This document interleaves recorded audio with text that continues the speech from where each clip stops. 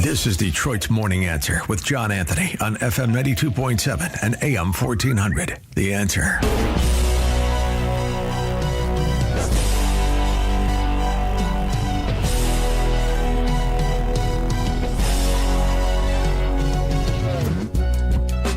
All the things they blame me for, they never got done in a Democrat trifecta. When we won the House, now all of a sudden we're getting roads done. We're getting tax relief done. We're getting the Public Safety Trust Fund done, which helps the Democrat districts more than the Republican districts, but is important for public safety. We're cutting pork out of the budget. We're bringing transparency. We're returning the state workers to work. Doing all of these things, saving Medicaid with a Republican House. We didn't do any of it under a Democrat trifecta.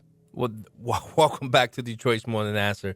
That was Speaker Matt Hall. I mean, I'm telling you, you talk about a strong, steady hand guiding Michigan through one of the most significant budget realignments we've seen in years.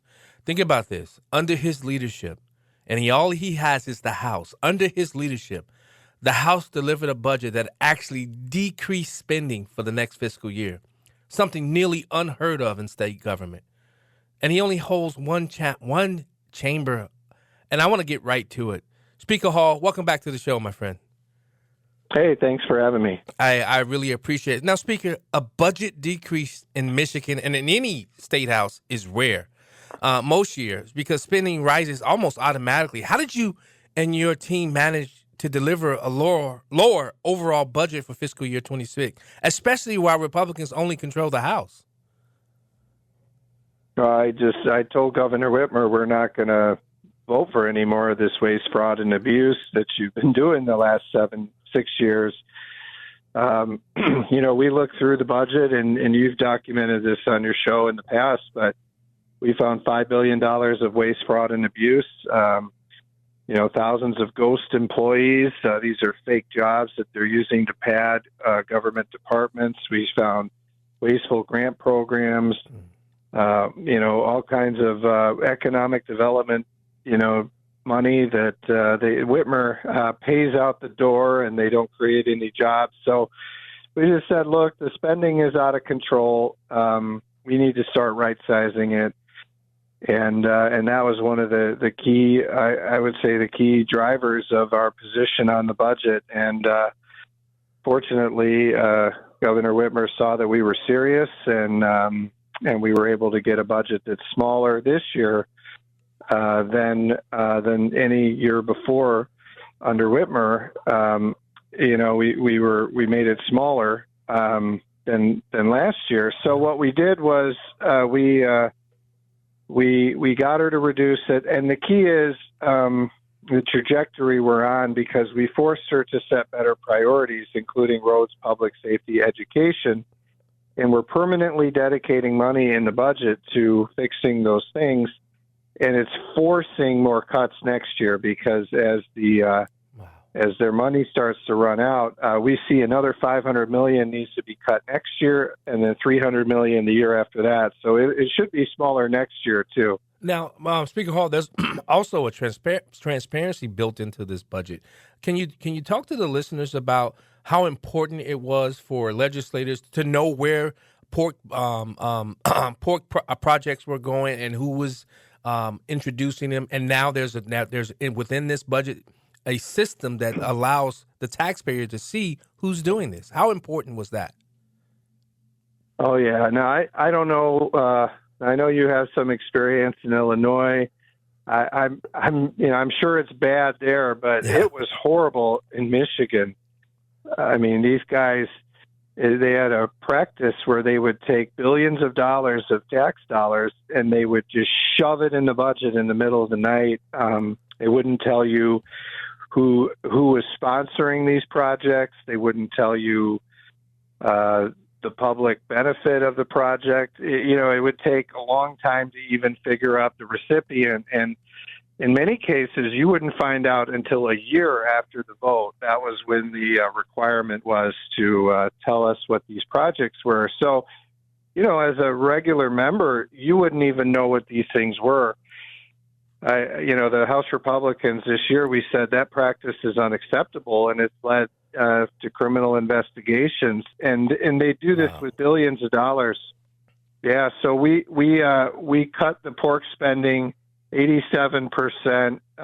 We cut it to about 160 million, and we forced the Democrats. We said, look, we are going to disclose what are these projects, what is the public benefit, who's sponsoring it, is there other money going to this? When will it be complete?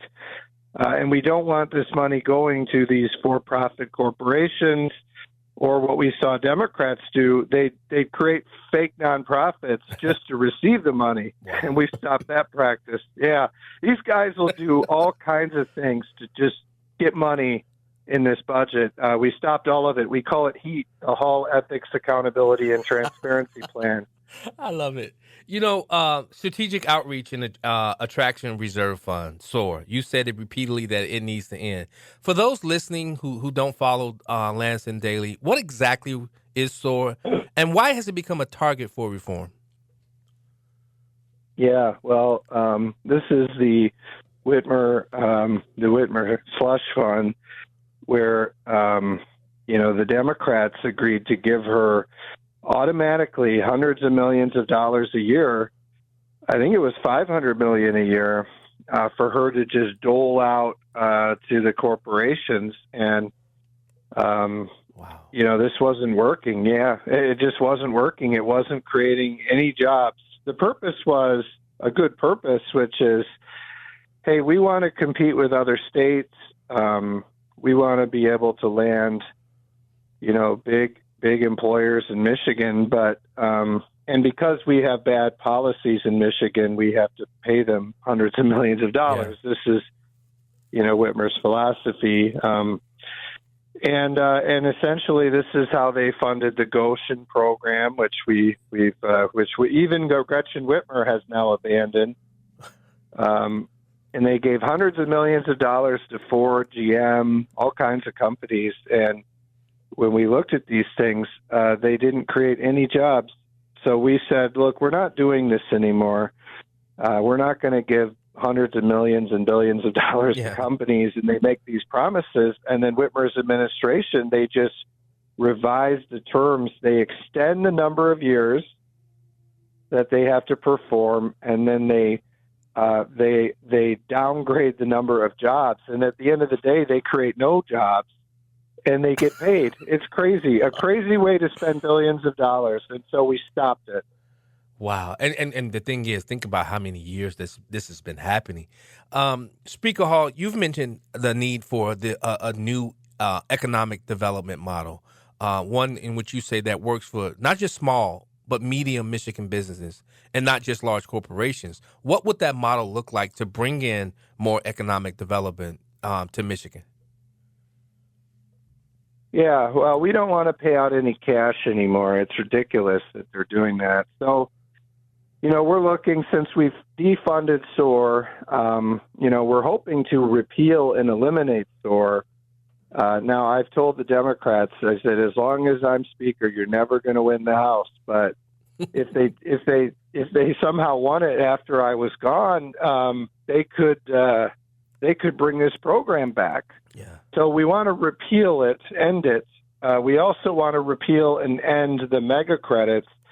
This was an even worse deal that Jennifer Granholm made when she was governor, paying out billions of dollars for like 10 years. These companies are getting paid for 10 years or longer. And like GM, their deal, they get paid, I think it's they get paid, I don't know, about $300 million a year. Wow. And the only provision is don't lay off more than 15,000 people. So they could lay off 14,000 people and still get paid $300 million a year. So we said, we have to end this program. These are even worse deals. I mean, I guess give Granholm or give Whitmer credit. At least she didn't make that deal. That's a bad one. So we're getting rid of those. And what we're saying is, can we come up with some kind of criteria that any employer or any company could achieve or if they achieved it, they could get some kind of benefit from the state after they perform. So, if you create a certain number of jobs and those jobs pay above average wages, because one of the dumbest things Whitmer does is she pays hundreds of millions of dollars for jobs that pay below the average wage. What are we paying for those for? Oh, my goodness. Speaker, it sounds like you got a little bit more pep in your step after this budget deal. Yeah. But, Speaker. So we want to pay for the higher paying jobs after the fact. So if you perform, you create jobs, and they're high paying jobs, then, maybe we'll reimburse you after the fact. But it should be something that everyone is eligible for, not just the one or two companies that donate to Whitmer. Yeah, one of the things that I really loved about what you guys were able to do was the no tax on tips and overtime provision. I mean, this directly affects waiters, bartenders, mechanics, and factory workers. Speak to those people about just how much more of their money they're going to see because of what you guys did to not be derailed from including this into the budget.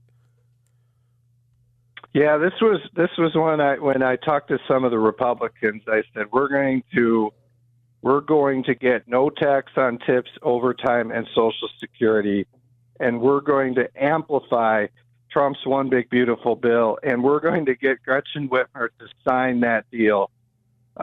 Even some of the Republicans said, I don't know if she'll do that. I don't know if she wants to promote President Trump's policy like that. Yeah. But we persuaded her. We told her, look, this is something, how upset would people be?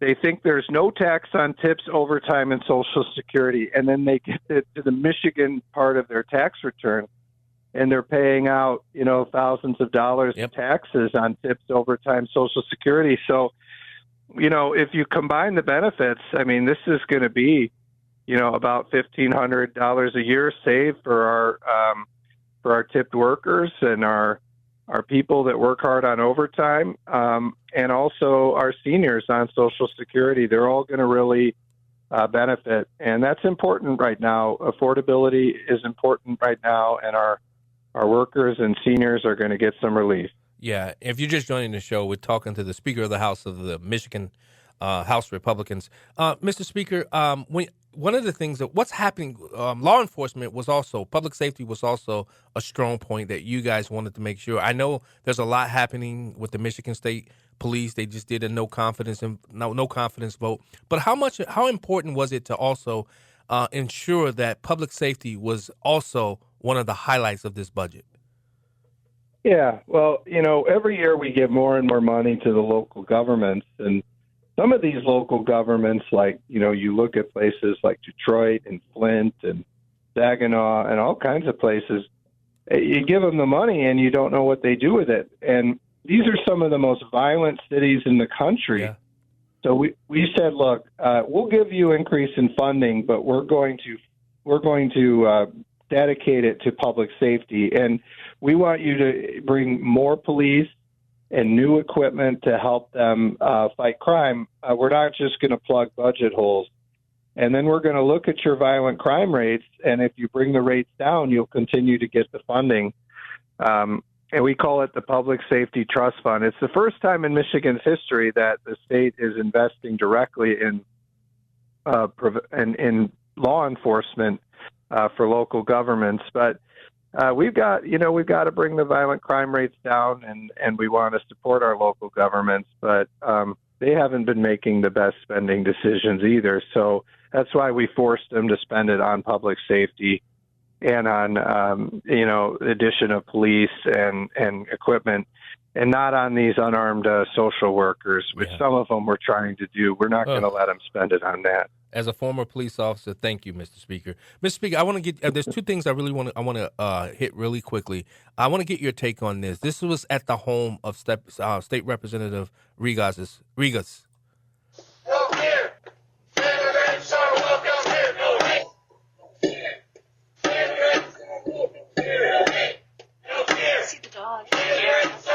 Now, Mr. Speaker, protesters showed up at her house. For me, that's deeply personal, and it's an unsettling act. As someone who had someone show up to his house, taking pictures, went all the way up to my son's bedroom and took pictures of my house, took pictures of all of my cars. What's your reaction to that as Speaker, and also as a colleague of Representative Regas? Yeah, well, I'm sorry that happened to you and your son, but it was I mean, it's challenging. I mean, we've had a lot of threats and things happening from the radical left, and when you start seeing it escalate this way, it's not really the way I think the protesters should handle it. I mean, there's a lot of, they can come to our office, they can attend office hours. I mean, most of the politicians are pretty accessible. They can protest in Lansing. But, when it gets that personal, I think we all should kind of pause and really think about that.